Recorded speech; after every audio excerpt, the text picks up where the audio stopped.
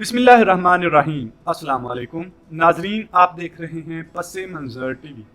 5 اکتوبر 1744 کو English channel میں ایک طوفان آیا۔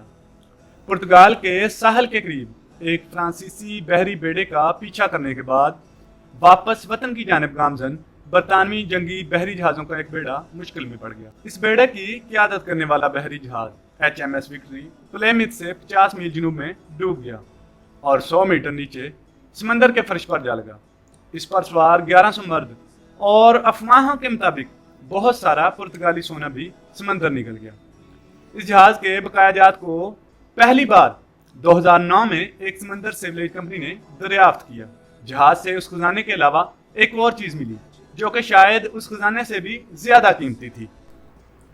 وہ تھا ایک آئیڈیا جو کہ آج تو آپ دوزوں سے سیٹلائٹوں، مریخ پر روور سے لے کر آپ کی جیب میں فون کو گائیڈ کرتا ہے، مگر وہ ایسا نظام بنانے کی پہلی کوشش بھی تھی۔ HMS وکٹری پر جان سرسن کا ورلنگ سپیکولم بھی تھا جو کہ موجودہ مائرسکوپ کا پرانا ورژن تھا۔ سرسن ایک سمندری کیپٹن تھے اور بامشکل پڑھے لکھے تھے، مگر جیسا دی جینٹل مین میگزین نامی جریدے نے بعد میں کہا، وہ ایک انتہائی ذہین مکینک بھی تھے۔ وہ ایک انتہائی سنگین مسئلے کا حل تلاش کر رہے تھے۔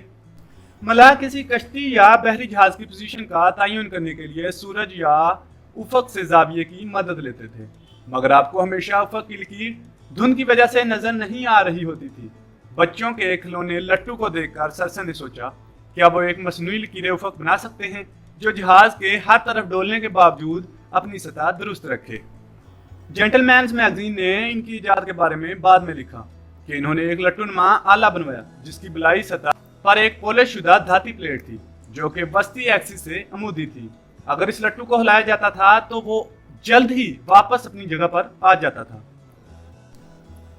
بحریہ کے 2 اعلیٰ سطح کے افسروں اور ایک ممتاز ریاضی دان کو متاثر کرنے کے بعد سرسن کو کہا گیا تھا کہ وہ مزید مشاہدات کے لیے HMS وکٹری میں سوار ہو جائیں، اور اس طرح بیچارے جناب سرسن ہلاک ہو گئے۔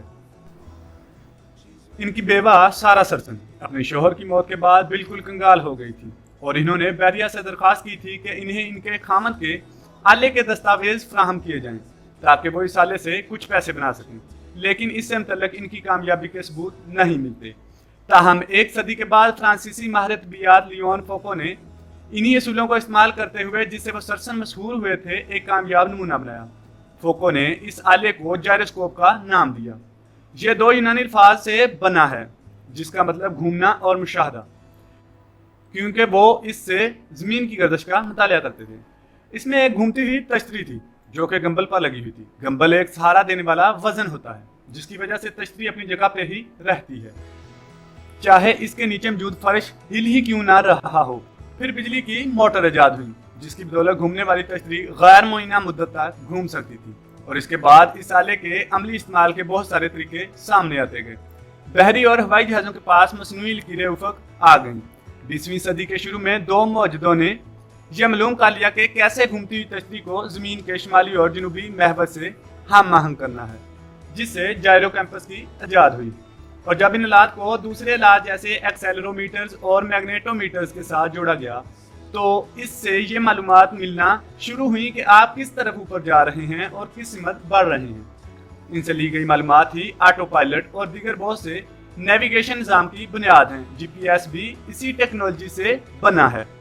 گھومنے والی ان دھاتی پلیٹوں کو کس قدر چھوٹا بنایا جا سکتا ہے اس کی ایک فزیکل حد ہے، مگر دیگر ٹیکنالوجی کی مدد سے جائروسکوپ کو انتہائی چھوٹا کر دیا گیا ہے۔ وائبریٹ کرنے والے مائکرو الیکٹرک میکینیکل جائروسکوپ صرف چند مربع ملی میٹرز کے ہی ہوتے ہیں۔ محققین نے لیزر پر مبنی جائروسکوپ بنائے ہیں جو کہ انسانی بال سے بھی پتلے ہیں۔ جیسے جیسے یہ آلات چھوٹے ہوتے گئے، کمپیوٹرز تیز ہوتے گئے اور بیٹریوں کا وزن کم ہوتا گیا۔ یہ آلات smart phones, boards, video games, consoles اور ورچوئل ریالٹی ہیڈ سیٹس میں آنے لگے۔ ایک اور ٹیکنالوجی جس کے بارے میں لوگوں کو کافی تجسس رہا ہے وہ ہے ڈرون۔ دنیا کی پہلی بغیر پائلٹ کے پرواز کے بارے میں کہا جاتا ہے کہ یہ 1849 میں ہوئی، فوکو کے جائروسکوپ سے 3 سال قبل۔ آسٹریا نے وینس پر حملہ کرنے کے لیے غباروں سے بم لٹکا کر امید کی کہ ہوا کا رخ درست ہوگا۔ یہ تجربہ زیادہ کامیاب نہیں تھا، کچھ بم آسٹریا میں ہی گر گئے، مگر عسکری ضروریات ہی ڈرون سازی کے عمل کو آگے بڑھاتی رہیں۔ اگر آپ آج سے 4-5 سال پہلے ڈرونز کے بارے میں تحقیق کرتے تو شاید تمام اہم ترین کہانیاں آپ کو جنگ کے بارے میں ہی ملتی، اور پھر ایک دم معاملہ تفریحی ہوابازوں کے لیے قوانین کیا ہونے چاہیے، یا پھر ڈرونز ہمارا سودا کم لایا کریں گے پر چلا گیا۔ ڈرونز اب ایک عام سی بات بنتے جا رہے ہیں۔ یہ فضائی عکس بندی، فلم سازی سے لے کر دور دراز علاقوں میں طبی امداد پہنچا رہے ہیں، مگر اصل تبدیلی تو وہ ہوگی جب ڈرون روزمرہ کے کام کرنے لگیں گے، ٹیکسیاں بن جائیں گے یا سودا سلف لانے لگیں گے۔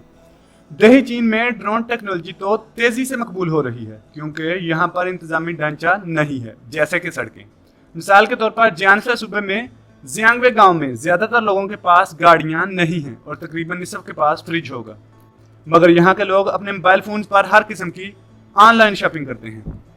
کمپنی کے جیانگ فین نیو یارک کے میگزین بات کرتے ہوئے بتاتے ہیں کہ تقریباً دن میں 4 مرتبہ ویئر ہاؤس میں کام کرنے والے ایک ڈرون گاؤں کی طرف بھیجتے ہیں، جو کہ 30 پاؤنڈ وزن کی اشیاء 45 کلومیٹر فی گھنٹہ کی رفتار سے لے کر آتے ہیں۔ اس سے سب خوش ہیں سوائے بگ آنٹی کے، جو کہ گاؤں میں جنرل سٹور چلاتی ہیں۔ اگر ڈرونز کو اور مقبول ہونا ہے تو ہمیں آخری میل کے مسائل کے لیے بہتر حال چاہیے۔ زیانگوے میں G.com گاؤں کے اندر تقسیم کے لیے انسانوں کا استعمال کرتا ہے، مگر جہاں لیبر مہنگی ہو وہاں یہ آخری میل کے مسائل ہی ڈیلیوری کے زیادہ اخراجات کا باعث بنتے ہیں۔ کچھ لوگوں کا کہنا ہے کہ اگر یہ آخری مرحلہ آٹومیٹ ہو جائے تو روایتی دکانیں ہی ختم ہو جائیں، مگر اس کو پتہ نہیں کہ یہ کیسے۔ کیا ہم چاہتے ہیں کہ ہماری آن لائن خریداری ہمارے گھروں کے صحن ہوگا پھینکی جائے یا ہماری عمارتوں کی چھتوں پر اتارا جائے، یا پھر اسمارٹ کھڑکیاں ہوں جو کہ ہمارے غیر موجودگی میں خود ہی کھل جائیں اور ڈرونز کو اندر آنے دیں؟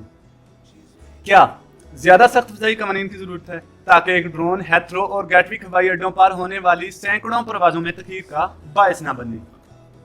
ایک اور مسئلہ جو جان سرسن کو بھی پیش آیا تھا وہ ہے موسم۔ اگر ہم نے فضائی ڈیلیوری پر انحصار کرنا ہے تو انہیں ہر قسم کے موسم میں کام کرنا ہوگا۔